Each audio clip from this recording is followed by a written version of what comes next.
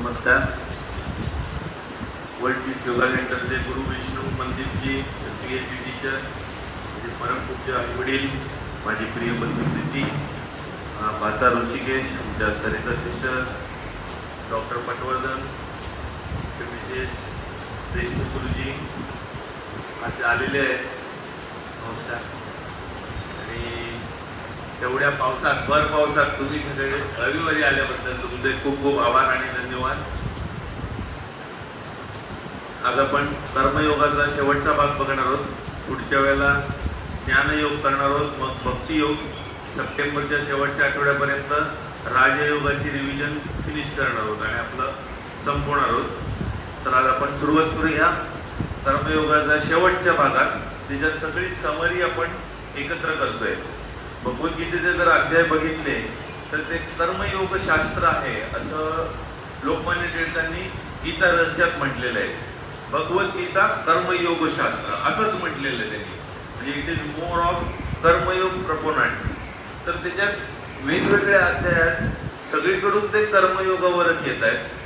आणि कर्मयोगातून तुम्ही बुद्धियोगात कसे जाता, बुद्धियोगातून भक्तियोगात कसे जाता आणि तिथून परमेश्वराला कसं समजून घेता, हे शेवटच्या 18व्या अध्यायात त्यांनी डिटेलमध्ये दिलेलं आहे. सगळ्यांचं रिकन्सिलिएशन ऑफ कर्मयोग, बुद्धियोग आणि भक्तियोग.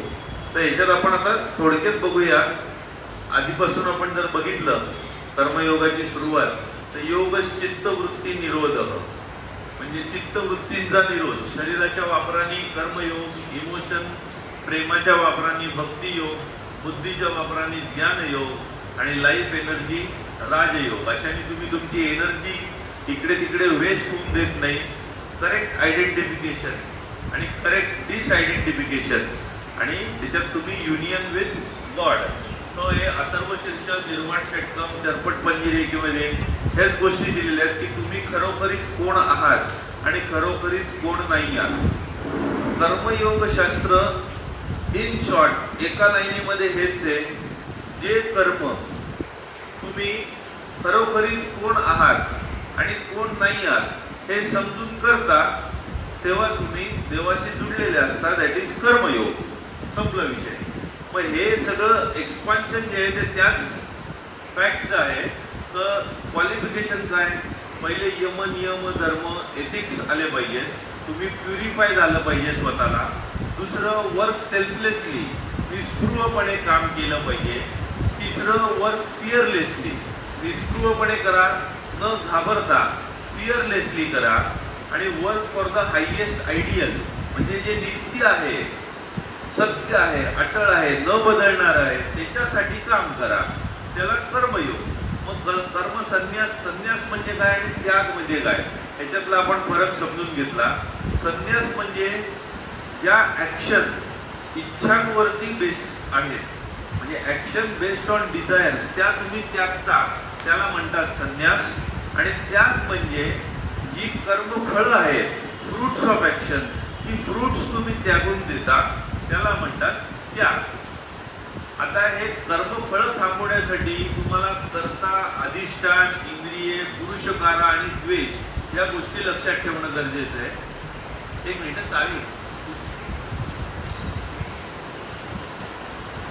तर या 5 गोष्टी आपण बघितल्या, कुठले कुठले फॅक्टर आहेत. मग करणं, कर्म, कर्तेती आणि सगळ्यात बेसिक जे भगवद्गीतेत दिलेलं आहे की कर्म करणं हे कर्म न करण्यापेक्षा केव्हाही श्रेयस्कर आहे. जे आपण इथे बघितलं, नियतम कुरु कर्मत्वम कर्म ज्यायो ह्यकर्मणः.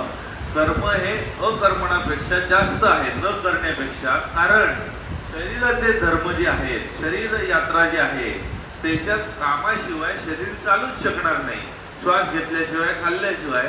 त्यामुळे कर्म हे इनएव्हिटेबल आहे या शरीरात तुम्ही असेपर्यंत. म्हणून कर्मयोगाला सगळ्यात जास्त महत्व दिलेलं आहे. जेव्हा भगवद्गीतेत ते सांख्ययोग श्रीकृष्ण अर्जुनाला सांगतात की सगळं सोडून दे, वैराग्य, ज्ञान फक्त प्राप्त कर, आणि कर्मयोग सांगतात, कर्मयोग आणि कर्मसन्यास. तेव्हा अर्जुन म्हणतो तुम्ही दोन्ही सांगितलं, नक्की मी काय करू? ते म्हणतात सगळ्यांसाठी जो आहे तो कर्मयोगच आहे. कर्मसन्यास आणि कर्मयोग दोन्ही तुम्हाला त्याच फळाच्या इकडे नेणार आहेत, जे मनाने कर्मसन्यासी आहेत आणि कर्माने कर्मयोगी आहेत, ते खरे कर्मयोगी. तर आपण पुढे बघितलं तर कर्मयोगामध्ये 3 गोष्टी आहेत: बुद्धी, मन, इंद्रिय. इंद्रियमध्ये ज्ञानेंद्रिय आणि कर्मेंद्रिय. आता वेगवेगळे श्लोक जे आहेत ते या 3 गोष्टींशीच निगडीत आहे. बुद्धी कशी असायला पाहिजे, मन कसं असायला पाहिजे आणि इंद्रिय कशी असायला पाहिजे. कर्मयोग करत असताना बुद्धी जेव्हा तुम्ही कर्मयोगात करणार आहात तेव्हा सात्विक बुद्धी हवी, जे आपण गेल्या वेळेला बघितलंय. कर्म जे करणार ते सात्विक कर्म करा, सात्विक ज्ञान ठेवा, सात्विक करता असू दे, सात्विक वृत्ती डिटर्मिनेशन असू दे. त्याच्यात काय आहे, 2च गोष्टी आहेत. एक, अटॅचमेंट सोडा. दुसरं, फळाची अपेक्षा ठेवू नका. झालं, कर्मयोग संपला. अटॅचमेंट सोडा, फळाची अपेक्षा ठेवू नका. पण हे त्यांनी इतकं फुलवलेलं आहे, वेगवेगळ्या पैलूंनी दिलेलं आहे की ते फारच गन गंभीर आणि गुढ वाटायला लागतं. तर अनअटॅच्ड इंटलेक्ट जी बुद्धी आहे, अनअटॅच्ड इंटलेक्ट, त्याला असक्त बुद्धी असं म्हणतात. ती असक्त बुद्धी म्हणजे अटॅचमेंट नको आणि कर्मफळाची पण नको. कर्मफळाची आसक्ती नको आणि कुठल्याही गोष्टीची अटॅचमेंट पण नको. म्हणजे अंपायर सारखं राहा, कमळाच्या पानावरच्या थेंबासारखं राहा. पानावरती राहा पण त्या पानाला चिकटून जाऊ नका. अनअटॅच राहा. मग अनअटॅच जेव्हा होता तेव्हा तुम्हाला विजय मिळो, पराभव हो, चांगलं हो, वाईट हो, सगळ्या ह्याच्यात तुम्ही समत्व भावनेनेच विचार करत राहता जेव्हा तुम्ही अनअटॅच असता तेव्हा. आणि अशा ह्याच्यात तुमचा लाभ झाला तर तुम्ही जे काही मिळेल त्यांनी तुम्ही संतुष्ट असता. You are contented with anything. तुमचं मन नेहमी त्या अटळ सत्यात विलीन झालेलं असतं. बुद्धियोगम उपाश्रित्य. बुद्धियोगम म्हणजे तुमचा इंटलेक्ट, बुद्धी त्या परमात्म्याशी सदैव जुडलेली असते. योगरतो वा भोगरतो, संगरतो वा संगवयीन, यस्य चित्त यस्य ब्रह्मणी रमते चित्त, नंदती नंदती नंदती अवय. चरपट पंजरिकेत ते दिलेलं आहे ते तुम्ही कसे असा तुमचं मन, चित्त, बुद्धी त्या ब्रह्मात रमलेलं राहू दे. आणि ही जर स्थिती तुमची राहिली, सतत मनाने तुम्ही त्या परब्रह्मात रमलेले आहात, त्याला ब्राह्मी स्थिती म्हणतात. आणि भगवद्गीतेतल्या एका श्लोकात त्यांनी दिलंय की अशी स्थिती जेव्हा अंतकाल जवळ येतो तेव्हा देखील जर तुमची राहिली तर तुम्हाला ब्रह्मनिर्वाण प्राप्त होतं, मुक्ती मिळून जाते. अंतकाले ती ब्राह्मी स्थिती जर राहिली तर. अशा ह्याच्यात तुमची बुद्धी जी आहे ती द्वंद्वाच्या पलीकडे आहे, अद्वैतात तिष्ठ आहे. अद्वैतात म्हणजे जे एकत्व आहे त्याच्यात तुमची बुद्धी तिष्ठ आहे, ती द्वंद्वाच्या पलीकडे. आणि ही बुद्धी कुठून आली, त्या विवेकामुळे. विवेक म्हणजे काय, नित्य अनित्य ह्याच्यातला जो फरक करतोय तो. त्यामुळे करेक्ट आयडेंटिफिकेशन तुम्ही बुद्धीने करताय, करेक्ट डिसआयडेंटिफिकेशन करताय की हे सगळं ब्रह्माचंच आहे, ब्रह्मानी केलेलं आहे आणि ब्रह्मातच जाणार आहे. असाही एक श्लोक भगवद्गीतेत त्यांनी दिलेला आहे. ब्रह्मार्पणम ब्रह्म हवी, म्हणजे ब्रह्माला अर्पण करतायत. ती हवी जी आहुती आहे ती पण ब्रह्माचीच आहे. ब्रह्माग्न होतो, अग्नी पण ब्रह्माचाच आहे. आणि ती आहुती ब्रह्मणाहुतम, कारण तुम्ही चाललेला आहात ब्रह्माकडे. आणि ब्रह्मकर्म समाधीना, म्हणजे तुम्हाला समाधीही ब्रह्माचाच मिळते. म्हणजे सगळं करता करता तोच आहे हे तुम्ही समजून घेतलेलं आहे बुद्धीने. या बुद्धीने तुम्ही काम करता तेव्हा तुम्ही कर्मयोग करता. कर्मयोग करताना तुमची बुद्धी अशी हवी. आता उरल्या 2च गोष्टी, मन आणि इंद्रिय. मन जे तुम्ही कर्मयोगाने करताय तेव्हा मनात जे भावना येत आहेत ते चुकीच्या भावना नको. राग, लोभ, मद, मोह, मत्सर हे जे षड्रिपू आहेत ते सगळे दूर सारा. तुमचं मन निर्विषय करा. मन एव मनुष्याणाम कारणम बंधमुक्तयोः बंधाय विषया संभव मुक्तै निर्विषयम मन. ते कशात मन गुंतलेलं नसेल तर ते ईश्वराप्रती गुंतलेलं राहील, त्याच्याशी समर्पित राहील. त्यामुळे असं मन निराशी, निराशी म्हणजे निराशावादी नाही तर कुठल्याही आशा अपेक्षांशिवाय त्याला निराशी म्हणतात. निर्ममो म्हणजे विदाऊट एनी ओनरशिप, हे माझं आहे, हे मी आहे, हे मलाच पाहिजे, ही निर्मम भावना आहे. निरंकार, अहंकार नसलेलं मन, निरंकारी मन, विमत्सर, कोणाबद्दल मत्सर नाहीये, आणि राग द्वेष म्हणजे अटॅचमेंट नाहीये, ॲव्हर्जन्स पण नाहीये, द्वेष पण नाहीये. त्यामुळे तुम्ही काम करताना विविध सेवी, तुम्ही एकटे राहण्यात आनंदी आहात, तुम्हाला कोणाच्यात काय सगळ्यांच्यात बरोबर राहायची इच्छा नाहीये, निर्विषय आहात. त्यामुळे मन हेच तुमचा सगळ्यात उत्तम मित्र आहे आणि उत्तम शत्रू आहे. म्हणून म्हटलं जातं उत्तरे आत्मनात्मानं न आत्मानं अवसादयेत आत्मैव यात्मनो बंधू आत्मैव रिपुरात्मनः. म्हणजे मन हे शत्रू पण होऊ शकतं, मित्र पण होऊ शकतं. म्हणजे तुमच्या आतच तुमचा सगळा मोठा शत्रू आहे, तुमच्या आतच तुमचा सगळा मोठा मित्र आहे. तर मनाला मित्रासारखा वापर करा आणि स्वतःचा उद्धार करून घ्या. तर असं मन जेव्हा आहे, अशी वृत्ती डिटर्मिनेशन जेव्हा आहे, सात्विक वृत्ती, जिथे तुम्ही विदाऊट अटॅचमेंट आणि विदाऊट डिझायर फॉर फ्रुट्स जेव्हा तुम्ही काम करताय तेव्हा तुम्ही कर्मयोगात असता. मग कर्मयोगात आलं काय, इंद्रिय आली.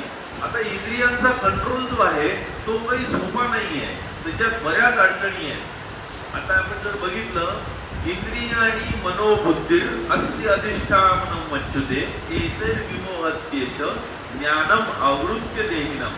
इंद्रिय, मन आणि बुद्धी जे आपण बघितलं, इंद्रिय, मन आणि बुद्धी त्याच्यावरती मोहाचं, डिझायरचं, इच्छा, अपेक्षांचं, अटॅचमेंटचं आवरण आहे, त्याला अविद्या म्हणतो. त्या आवरणाने सगळं ज्ञान झाकलं गेलेलं आहे. आणि हे ज्ञान दूर करायचं, अज्ञान दूर करायचंय, तर नित्य विवेक हा हवा. त्या विवेक डिस्क्रिमिनेशननी तुम्ही हे अज्ञान हटवू शकता. बरेच जण बाहेरची इंद्रिय जी आहेत ती कंट्रोलमध्ये आणतात बऱ्याच प्रयत्नांनी, पण मन मात्र आपल्या सुखांमध्ये गुंतलेलं असतं, शरीराच्या आणि इंद्रियांच्या. तर ते म्हणतात त्याला मिथ्याचार आहे. तुमचं इंद्रिय तुम्ही कंट्रोलमध्ये आणली आहेत, पण मन मात्र त्याच्यातच आसक्त आहे, तर तो मिथ्याचार, हिपोक्रसी झाली. तर ते टाळा. याच्यात शंकराचार्य म्हणतात, जटिलो मुंडी लुंचित केश, सगळं तुम्ही बाहेरून सगळे केस वाढवले काय, केस काढले काय, ऑरेंज रंगाचे कपडे काय घातले, माळा घेतल्या काय, पण तुमचं मन जर नाहीये तर हे सगळं दिखावाच झालेला आहे. संत कबीर पण म्हणतात, माला फेरत चिडूबया, माळ फेरत फेरत तुम्ही जगताय, घाबरत घाबरतच जगताय, पण फिरानं मनका फेर, मनाचे मनके माळा जी आहे ती फिरवा. कर का मनका डार दे, हातातली जो मणका, जो माळ आहे ते टाकून दे. मनका मनका फेर. आता हे त्यांची कवी बुद्धी आहे, ज्या कर का मनका डार दे, मनका मनका फेर. म्हणजे मन जास्त फिरवा, बाह्य देखावा जाऊ नका. म्हणूनच म्हणतात, बातों से बात नहीं बनती, कुछ अमल की कमाना पड़ता है.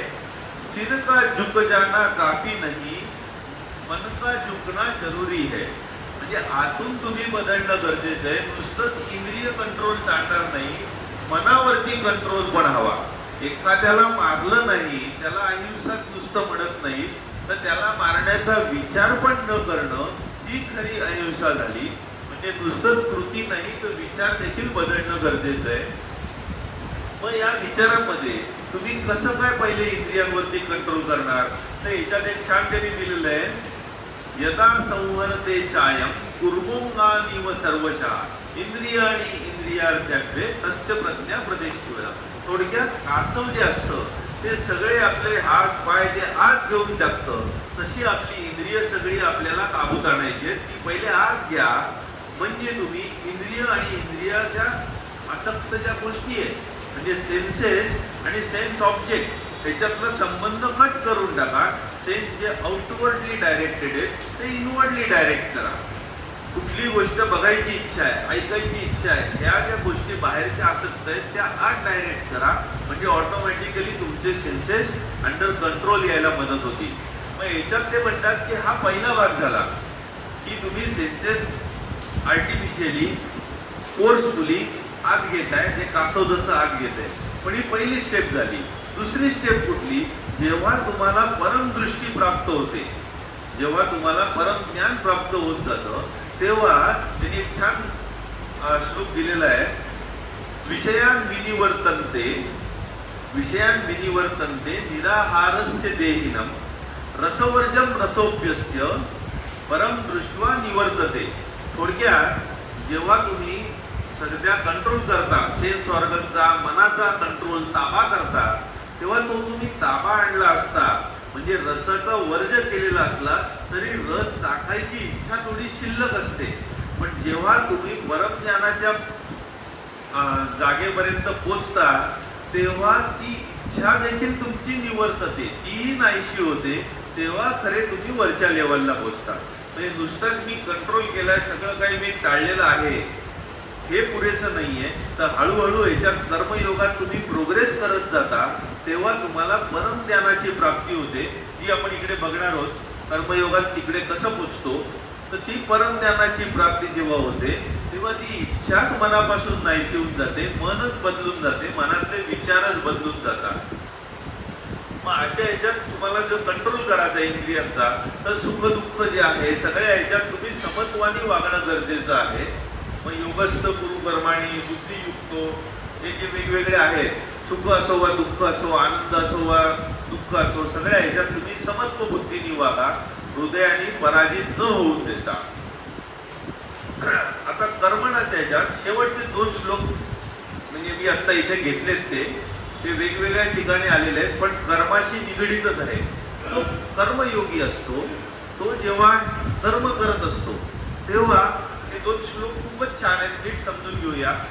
यज्ञार्थात कर्मणो यत्र लोकोयम कर्मबंधन, म्हणजे जे कर्मयोगी कर्म करतोय ते यज्ञ करत असल्यासारखा करत असतो, देवाला अर्पण करणारं काम करत असतो. आणि या यज्ञाशिवाय जे कर्म या लोकांमध्ये केलं जातं, या लोकी केलं जातं, यज्ञार्थात कर्मणोन्यत्र लोकोयम, यज्ञाशिवाय केलेलं कर्म या लोकांमध्ये, या इहलोकी किंवा वेगवेगळ्या लोकात जे कर्म केलं जातं त्यांनी कर्मबंधनात व्यक्ती अडकते. म्हणून तदर्थम कर्म कौंतेय, श्रीकृष्ण सांगतात की म्हणून कौंतेय अर्जुना असं काम कर, मुक्त संग समाचर, अटॅचमेंट ठेवू नको आणि कामाला लाग. अटॅचमेंट कुठली? कामाशी, गोष्टीशी आणि कामाच्या फळांची पण, कर्मफळांची पण अटॅचमेंट न ठेवता कामाला लाग. आणि दुसरं, जी सगळी कर्म करताय तुम्ही ती मला अर्पण करा, सज्ञसी भावनानी त्या वृत्तीनी, मयी सर्वाणी कर्माणी सज्ञस्याध्यात्म चेतसा, सगळी कर्म मला अर्पण करा, माझ्यात भावना ठेवून, बुद्धी माझ्यामध्ये ठेवून. निराशी निर्ममो भूत्वा, हे खूपच छान वाक्य आहे. कुठल्याही आशा अपेक्षेशिवाय वागा, कुठल्याही ओनरशिप शिवाय माझं तुझं न करता, निराशी निर्ममो भूत्वा युद्धस्व विगत ज्वर. ते 2 शब्दात सार दिलेलं आहे जे अर्जुनाला सांगतायत ते, की कुठली अटॅचमेंट न ठेवता, ओनरशिप न ठेवता अर्जुना युद्धाला लाग. आपल्याला सांगतायत कामाला लागा. विगत ज्वर म्हणजे जो ज्वर चढलेला आहे, ताप चढलेला आहे सगळ्यांना, अहंकाराचा, अविद्येचा, माझं तुझं, हे मला पाहिजे, हे ते पाहिजे, हा ज्वर जो आहे, मनोविकार जो आहे, मनाची ॲजिटेशन जे आहे, त्या सगळ्या दूर टाक आणि युद्धाला लाग. मला हे सगळं संन्यस्त चेतसेनी अर्पित करून. तर हे कर्म अशा प्रकारे जो करतो तो कर्मयोगी. सो इन शॉर्ट, कर्मयोग, बुद्धी कुठली, मन कसं आणि इंद्रिय ज्ञानेंद्रियाचा कंट्रोल कसा. मग तुम्ही कंट्रोल केला तर ते म्हणतात यत वाक काया मानस. कंट्रोल, यत म्हणजे कंट्रोल, वाक म्हणजे बोलण्याचा कंट्रोल, काया म्हणजे शरीरावरचा कंट्रोल आणि मानस म्हणजे मनाचा कंट्रोल.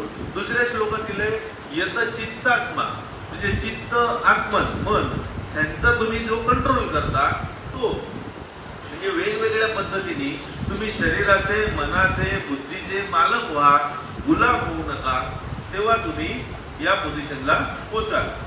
तर आता हे जेव्हा होतं, आता शेवटच्या फक्त 3 स्टेप आहेत. रिकन्सिलेशन, ते आजचं काम संपलं आपलं. तर शेवटच्या 3 स्टेप कुठले आहेत?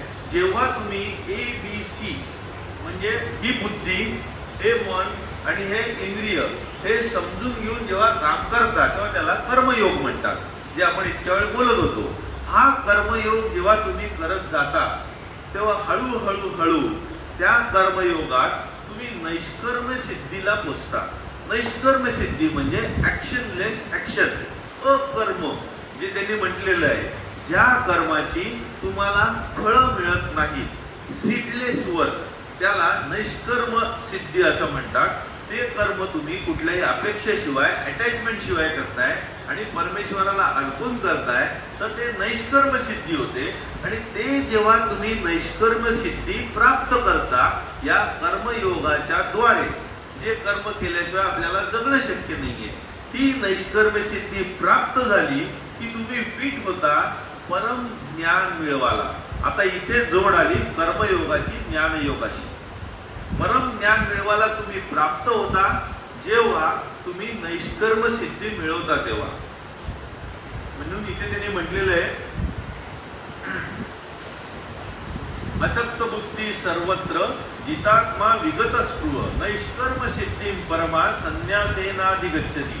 म्हणजे असक्त बुद्धी अनअटॅच इंटलेक्ट ठेवा, जितात्मा आत्म्यावर विजय मिळवा, विगत स्पृह कुठल्याही इच्छा अपेक्षा ठेवू नका, रिनन्सिएशन त्याग ठेवा, मग तुम्हाला परम नैष्कर्म सिद्धी प्राप्त होईल. मग त्याच्यात पुढच्या ते म्हणतात सिद्धी प्राप्त जेव्हा होते ही नैष्कर्म सिद्धी, तेव्हा तुम्हाला ब्रह्मज्ञान मिळायला तुम्ही लायक होऊन जाता आणि ते तुम्हाला मिळायला सुरुवात होते.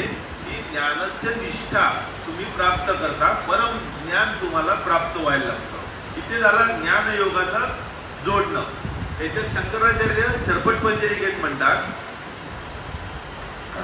आत्मज्ञान विहीन बुडा ते पच्यंते नरक निगुडा.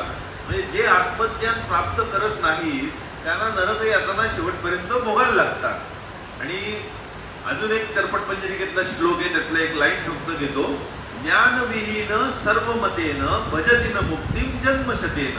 हे जे ज्ञान प्राप्त होत नाही, तुम्ही बाकी काही करा, गंगा सागरला कुरुते गंगा सागर गमनम व्रत पालनम अथवा दानम, पण हे सगळे तुम्ही कर्मकांड केलीत, पण ज्ञान जर शेवटी तुम्हाला प्राप्त झालं नाही तर सगळ्या मतांनी तुम्ही 100 जन्म जगला तरी देखील मुक्ती मिळणं कठीण आहे. तर हे ज्ञान तुम्हाला तेव्हा मिळतं जेव्हा तुम्ही या बुद्धीने अशा प्रकारे मन आणि इंद्रिय ताब्यात घेऊन काम करता, परमेश्वराला अर्पण, without attachment, without desire for fruits, मग तुम्हाला हे आत्मज्ञान प्राप्त व्हायला तुम्ही फिट होता.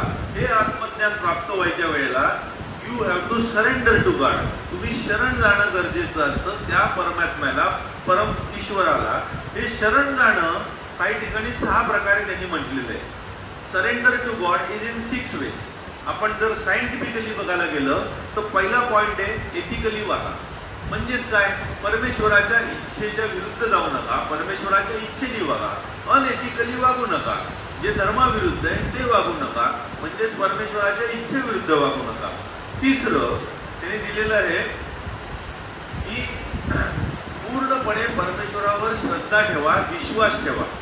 पूर्णपणे श्रद्धा ठेवा म्हणजे मन का हो तो अच्छा, मन का ना हो तो और भी अच्छा, वो उसके मन का हो रहा है.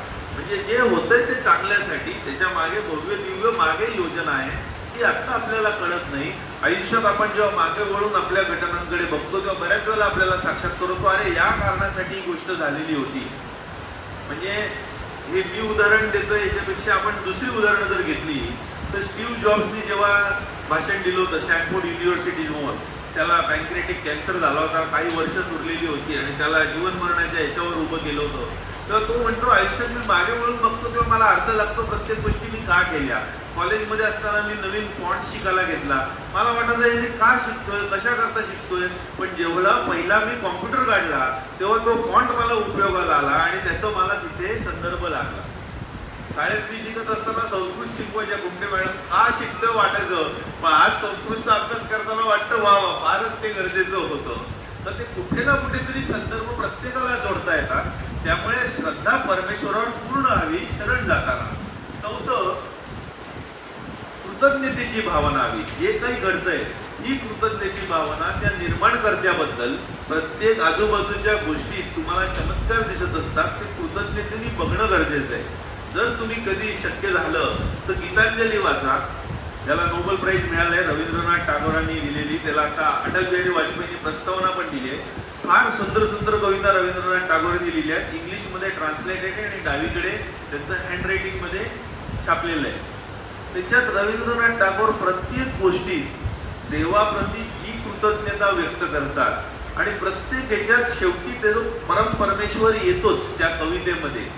तर ती कृतज्ञता तुम्ही व्यक्त करा, is part of surrender to God. पाचवा जो भाग आहे तो म्हणजे कुठलीही गोष्ट करताना हे सगळं शेवटी त्याचंच आहे, ते त्याच्याकडून आलंय आणि त्याच्याकडे जाणार, ह्याचा विसर पडू नका, आपला अहंभाव मध्ये येऊन देऊ नका. आणि शेवटचं, मी देवाला सरेंडर झालोय ह्याचा पण अभिमान ठेवू नका. बघा, मी सरेंडर झालोय तो झाला नाही बरं का, हे पण नको. म्हणजे हा कुठलाही प्राईड अभिमान मनातून काढून टाका. That is surrender to God. मग जेव्हा तुम्ही कर्मयोगातून नैष्कर्म सिद्धी मिळवता, परमेश्वराला शरण या पद्धतीने गेलेले आहात, तेव्हा तुम्हाला परमेश्वराची पराभक्ती प्राप्त होते. जेव्हा पराज्ञान प्राप्त झालं, परम ज्ञान तुम्हाला प्राप्त होतं, ट्रान्सेंडेंटल नॉलेज, आणि ते ज्ञान जेव्हा तुम्ही मिळवायला लागता तेव्हा तुम्हाला पराभक्ती मिळते. तर इथे ते म्हणतात ब्रह्मभूत प्रसन्नात्मा. म्हणजे इथे तुम्हाला पराभक्ती मिळाली. कशी मिळाली?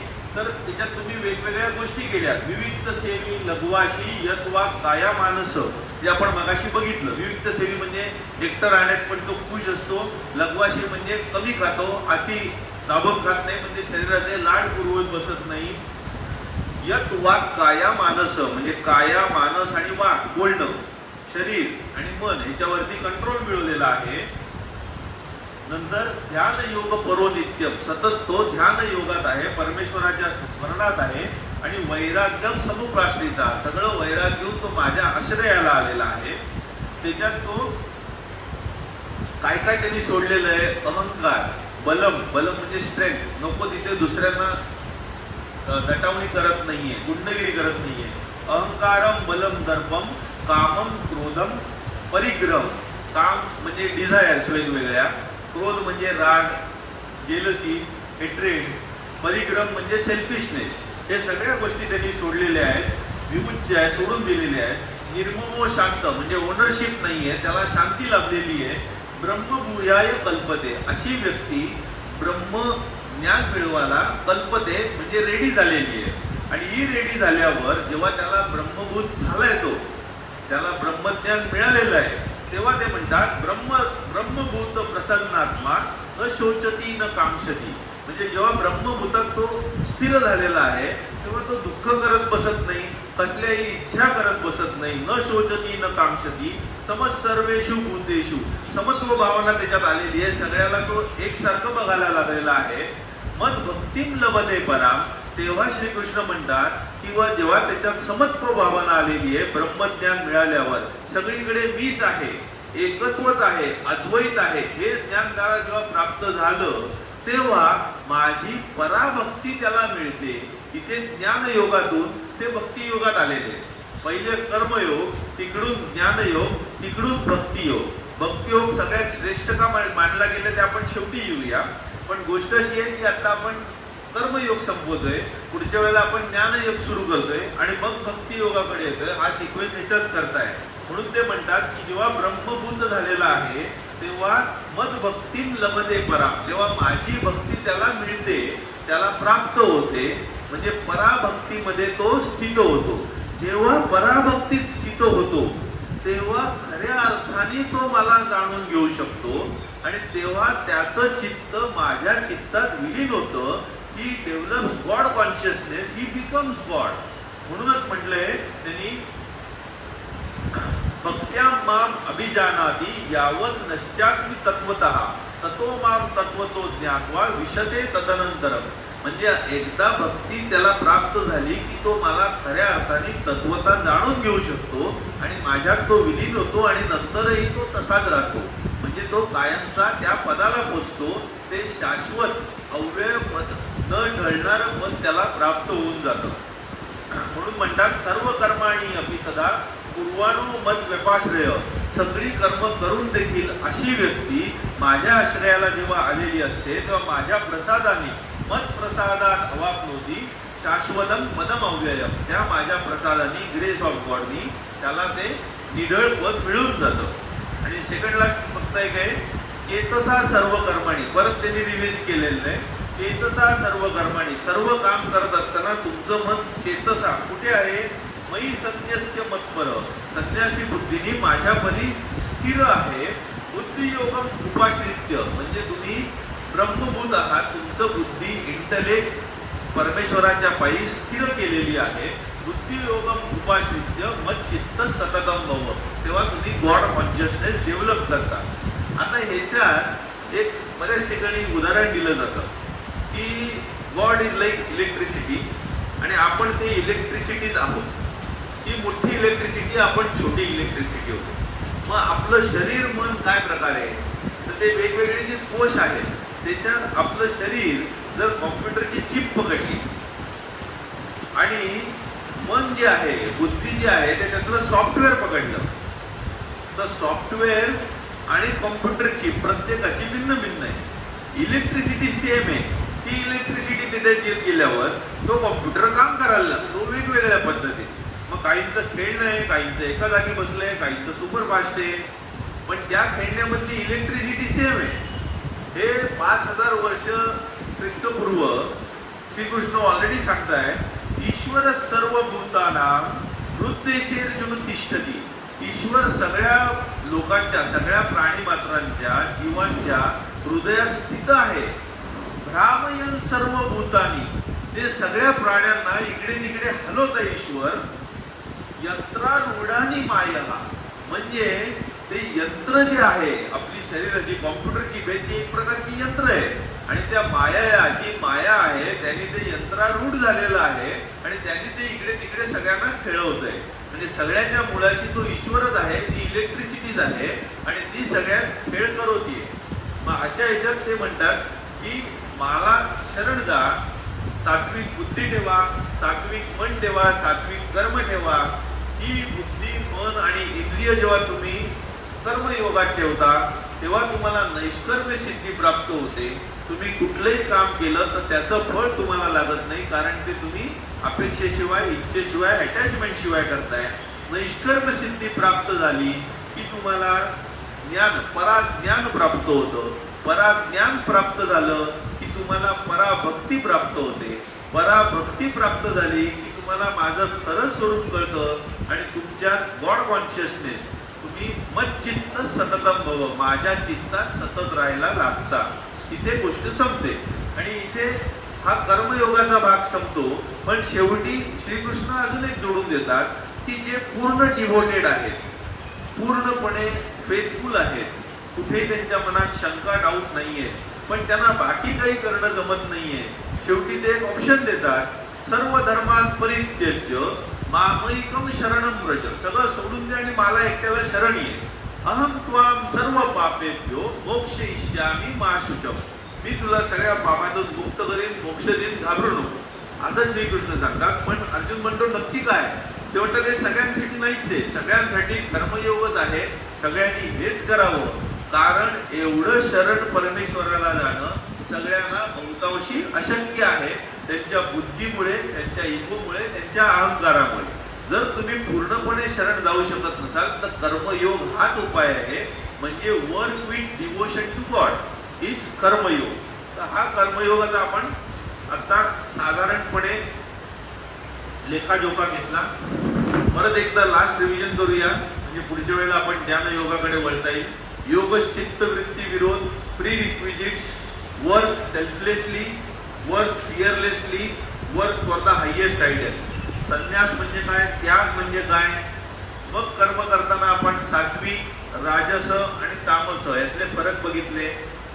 तर तामस जे आहेत ते सगळे भ्रमित झालेले लोक आहेत, वेडेपणाची लोक आहेत, स्वतःचं आणि दुसऱ्यांचं नुकसान करून घेतात, हार्म करून घेतात, कसलाही विचार न करता.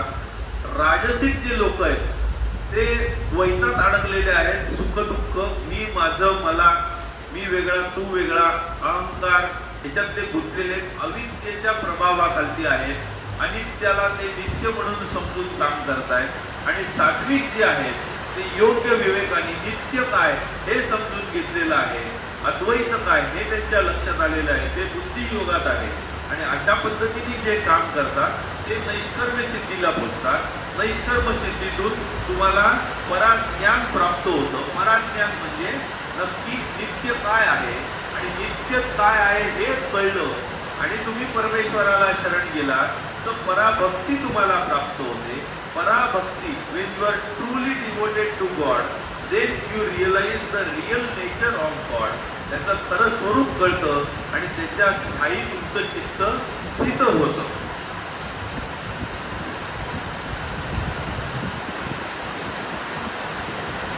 याच्यात फक्त एक पॉइंट इकडे राहिलेला होता, तो आपण घेऊया. कर्म करत असताना श्रीकृष्ण सांगतात अर्जुनाला की नियतीने तुला जे कर्म आलेलं आहे ते तू कर, दुसरं काहीतरी करायला जाऊ नको. जे तुझ्या स्वभावात बसलेलं आहे, तुझ्या गुणांनी तुला प्राप्त झालेलं आहे ते कर्म कर. तू तुझ्या धर्मात राहून जर कर्म केलं तर ते तुला फळेल. तू दुसऱ्यांचं करून तुला टेम्पररी सक्सेस मिळाला तरी उपयोगाचा नाहीये. इन शॉर्ट काही जणांनी म्हटलेलं आहे की it is better, the long standing wisdom says it is better for reputation to fail conventionally rather than win unconventionally or succeed अनकन्व्हेन्शनली. म्हणजे तुम्ही एखादी शिडी पटकीने चढलात, एखाद्या जंगलातली झाडं पटापट तोडली, एखादा डोंगर पटकीने चढला, तुम्हाला वाटलं काय यश मिळालंय, पण नंतर तुमच्या लक्षात आलं की अरे ती शिडी चुकीच्या भिंतीला लावलेली होती, अरे तुम्ही चुकीच्या जंगलातली चुकीची झाडं तोडली, अरे तुम्ही शेवटी चुकीचाच डोंगर आयुष्यात चढला, तर पश्चात्तापाशिवाय काही उरत नाही. त्यामुळे योग्य डोंगर निवडण्यासाठी, योग्य जंगल निवडण्यासाठी, योग्य भिंत निवडण्यासाठी नियतीने तुमच्या वाट्याला जे कर्म आलेलं आहे ते कर्म तुम्ही पूर्णपणे झोकून देऊन प्रामाणिकपणे त्याला न्याय द्या, without attachment, without expectation for fruit. म्हणजे तुमच्या वाट्याला अजून चांगलं चांगलं कर्म येत जाईल. तुम्ही आज प्युरिफाय होत जाल आणि नैष्कर्म सिद्धीला पोचाल. त्याच्यावरती हे 3 श्लोक होते. स्वे स्वे कर्माणि अभिरत संसिद्धिं लभते नर स्वकर्म निरत सिद्धी यथा विंदती तज्जु. म्हणजे स्वतःच्या वाट्याला आलेलं कर्म करा, स्वकर्म करण्याकडे भर द्या. नंतर म्हटलेलं श्रेय स्वधर्मो विगुण परधर्मात अनुष्ठितात स्वभाव नियतम कर्म कुर्वन्नाप्नोति किल्बिषम. म्हणजे जे श्रेयस्कर आहे ते स्वतःच्या वाट्याला आलेलं कर्म, जे गुण तुमच्यात आहे, जे तुमचं इन्क्लिनेशन आहे, जॅपनीज भाषेत त्याला इकिगाई म्हणतात.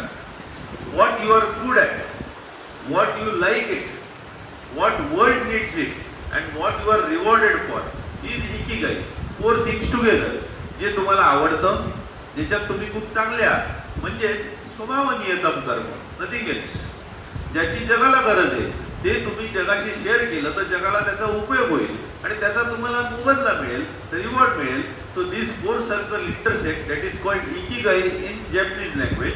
तर ते तुम्ही काम करा असं अर्जुनाला श्रीकृष्ण सांगतायत. सहजम कर्म कौंतेय, जे तुमच्या वाट्याला सहजतेने म्हणजे नियतीने आलेलं आहे. सहजम कर्म कौंतेय सदोषम अपि न त्यजे. ते दोषयुक्त असलं तरी त्यागू नका. प्रत्येक कर्मात दोष असतोच, पण त्यामुळे ते कर्म त्यागू नका. सहजम कर्म कौंतेय सदोषम अपि न त्यजे सर्वारंभा हि दोषेण.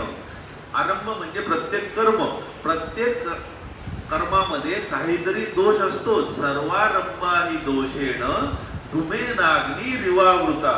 म्हणजे धुराशिवाय अग्नी नसतो, दोषाशिवाय कर्म नसतं.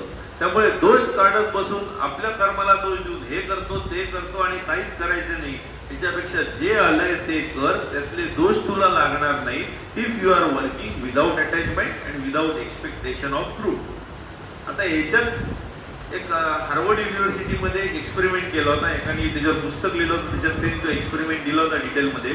1600 लोकांना बिझनेस ग्रॅज्युएट जे होते त्यांना 1960 आणि 1980च्या मध्ये इंटरव्ह्यू घेतले होते. तर 60ला ते जस्ट पास आउट होत होते. 1600 हार्वर्ड ग्रॅज्युएटचा इंटरव्ह्यू घेतला. त्याच्यातले अर्ध्या जणांनी सांगितलं की आम्हाला काय म्हणतात पैसे कमवायचे. अर्ध्या जणांनी सांगितलं की आम्हाला इंटरेस्ट आहे, आमचं जे इंटरेस्टिंग काम आहे ते करायचंय, पैसे नंतर, आम्हाला जे आवडतंय ते काम आम्हाला करायचंय. आणि 20 वर्षानंतर त्यांनी मिलियनेअर बोलले. 101 मिलियनेअर होते, म्हणजे अब्जाधीश डॉलरच्या ह्याच्यात. तर ते अब्जाधीश जे 101 होते त्याच्यात त्यांच्या लक्षात आलं की एक अब्जाधीश असा होता की जो म्हणाला होता की मला पहिले पैसे कमवायचे, मग माझ्या आवडीचं काम करेन. आणि उरलेले 100 अब्जाधीश जे होते ते हे म्हणाले होते, आम्हाला आमच्या आवडीचं काम पहिले करायचंय आणि पैसे नंतर कमवू. थोडक्यात श्रीकृष्णांनी 5000 वर्षापूर्वी तेच सांगितलं होतं इसवी सन पूर्व, की तुमच्या आवडीचं, तुमच्या नियतीला, तुमच्या स्वभाव धर्माला अनुसरून काम करा, बाकीच्या गोष्टी येतील. 3 इडियट्स मध्ये तेच म्हणतात, पहिले काबिल बनो, कामयाबी बाद में आ जाएगी, ऑटोमॅटिकच येणार. That is inevitable consequences. त्यामुळे कर्म जे कराल ते तुमच्या अंगभूत गुणांना अनुसरून करा आणि त्याच्यात तुम्ही त्याला न्याय द्या. तुमच्याकडे अजून मोठं कर्म चालत येईल. आता आपण बसायला शेवट करू. आता विश्वात्मके देवे येणे वाक्यज्ञे तोषावे, तोषोनी मत द्यावे, बसाय दान हे. जे कळांची व्यंकटी सांडो, दया सत्कर्मी रती वाढो. भूता परस्परा पडो, मैत्र जीवाचे. दुरितांचे तिमिर जावो, विश्वस्वधर्मे सूर्ये पाहो. जो जे वांछील तो ते लाहो.